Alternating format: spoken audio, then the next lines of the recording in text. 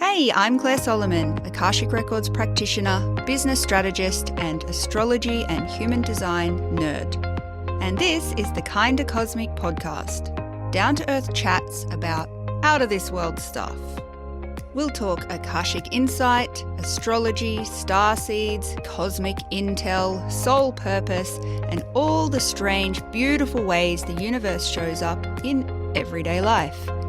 No fluff, just real talk about being a soul in a human body. Hey! Today I want to share with you one of my greatest hacks and a process I have been personally using for years because, let's be honest, ideas and creative sparks have incredibly terrible timing. They usually don't drop in when we're rested or spacious or sipping tea, staring out a window, feeling like a creative goddess.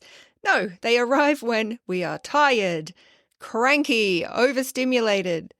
And if you're into human design as a modality, or if you've ever pulled up your human design chart, if you are a generator or a manifesting generator, which make up a huge chunk of the population, I am a generator, for us folk, ideas can also feel really confusing because we aren't designed to move through the world initiating things. This is a whole other episode one day, but generator and manifesting generators are designed to respond to the external world around us and create from that place, right? So when we get an idea or an intuitive, creative spark, that can be tricky to discern if we are meant to act on it or not, right? But regardless of human design types, all of that, in general, every human has experienced this dance, this thing where a spark, an idea, a business offering, a creative, fun idea thing lands, and maybe our body goes, yes, or no way, or maybe ask me later. And meanwhile, you are thinking, or your mind is thinking, do I need to act on this right now? Is this a sign? Is this the universe? Is this a distraction from the other thing I'm doing? Is this a future thing? Am I meant to do something with this right now? It's like spiral mode activated. And that is where the toy box process comes in.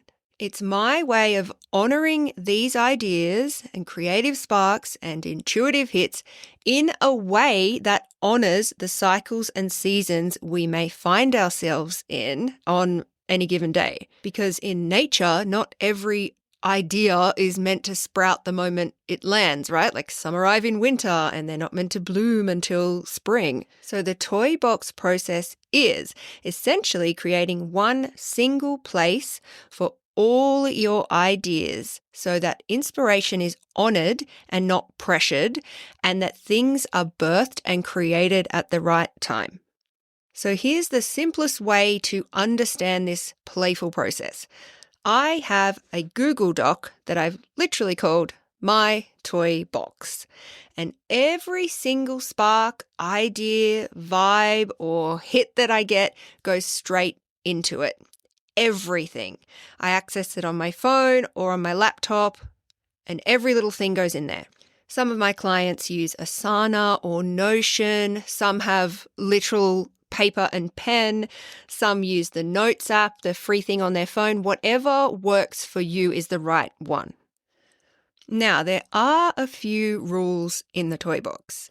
Firstly, there is zero hierarchy to the ideas. There's no ranking between one over the other.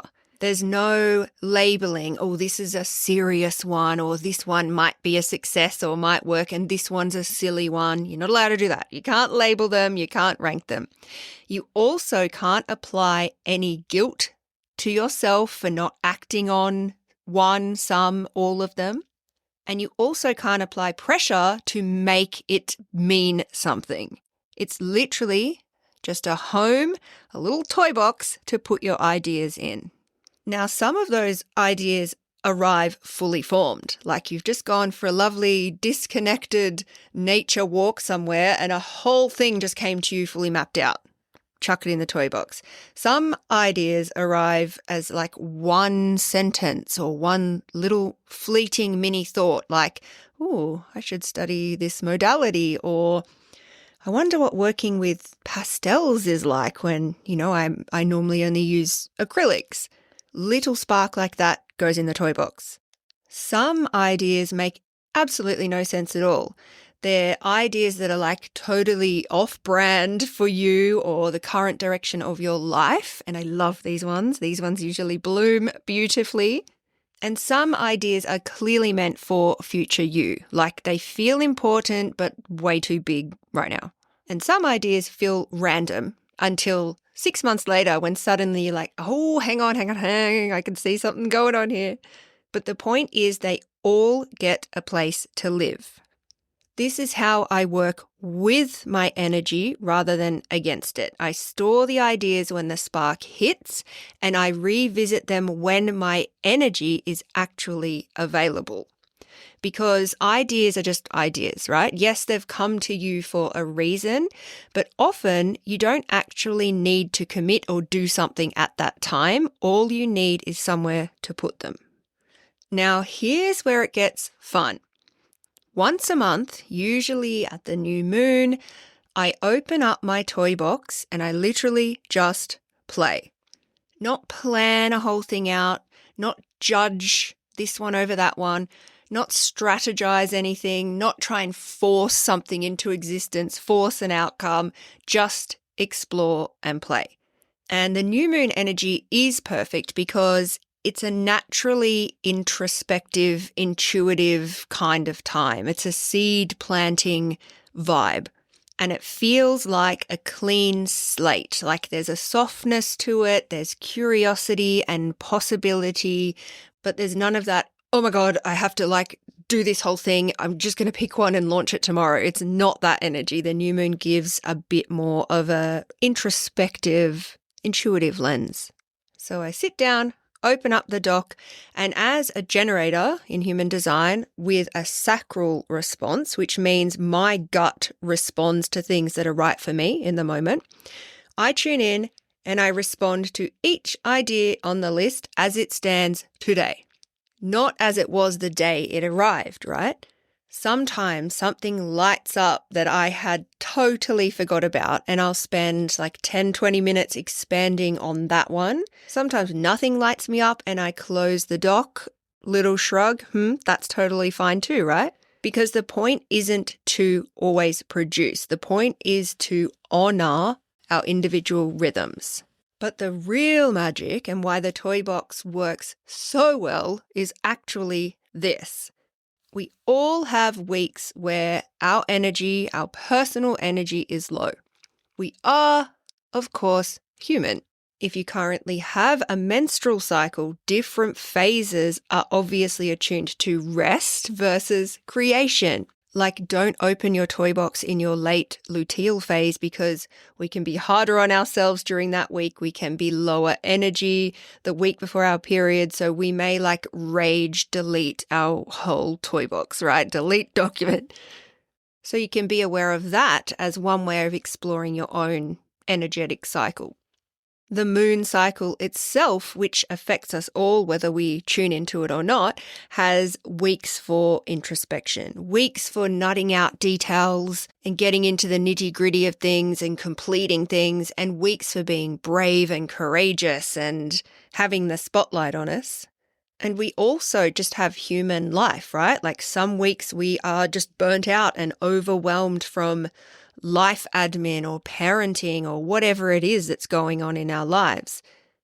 So when ideas arrive during those times, they can get filtered through exhaustion or irritability, which means you will label them as stupid, unrealistic, boring, no one cares, that's too big, too messy, it's not the right time, or I literally can't deal right now. But that's not the truth of the idea or the creative spark or the divine nudge from the universe. That's the truth of your energy in that moment. So there's one big fat golden rule to the toy box, and you have to promise me you'll follow this. and it is: current me isn't allowed to delete future me's magic. You are not allowed to delete anything out of your toy box list ever. Never ever. And yes, it's going to end up being a long list, but low energy Claire is not the CEO of my creativity. Yes, you'll get ideas in those low energy, lower vibe cycles and seasons of life. So open up your toy box, add that little spark or idea in there, and then get the hell out of that document. Because if late luteal phase you, or weird astrology transit phase you, or general overwhelmed with life you stays in there too long, you are going to get deleting things out, and you are not allowed to do that. Your ideas and your intuitive nudges deserve the chance to be viewed through a clearer lens on a day when you are cosmically and energetically supported to respond properly. And honestly, some of the best things I've ever created lived in my toy box for months or even years in some cases before the timing clicked or before I had further insight to add to the thing. So this is to reiterate that golden rule: don't delete anything. Not the weird ideas, not the tiny ideas, not the I don't even know what this is anymore, but okay ideas, not the ideas that scare you, not the ones that feel too wild or too impossible. Because the spark came to you for a reason, and maybe not for today or this season or even this year, but the frequency that brought it to you will circle back when the timing aligns. Everything in life is cyclical. Nature, moon cycles, menstrual cycles, creative cycles, energetic cycles, astrological cycles. Your personal sun transits play a big part into our energy. Your own personal life seasons. And ideas have their own timing too. And so your only real job is to commit to catching them. So if you want a little action step after this episode, start your toy box today. Open a fresh note or a Google Doc or Word doc, whatever it is. You can set up a whole thing, whatever feels easy, and make it your catch-all for ideas and sparks. And your only job this week is to catch one idea, one thought, one spark, big or tiny, and pop it in there. No pressure, no judgment, just a cool little place to store all of your future magic. And if you want to start working with the toy box as a process, have a think about your own idea cycle. Maybe it's the new moon. Maybe it's the first Monday of every month. Whatever feels natural and rhythmic to you, and make that your toy box play day. Set the rhythm now so future you has a place to meet her ideas at exactly the right time. Hope this helps. Chat soon. And that's it for today's Kinda Cosmic Chat. Find more soul-aligned guidance at clairesolomon.com.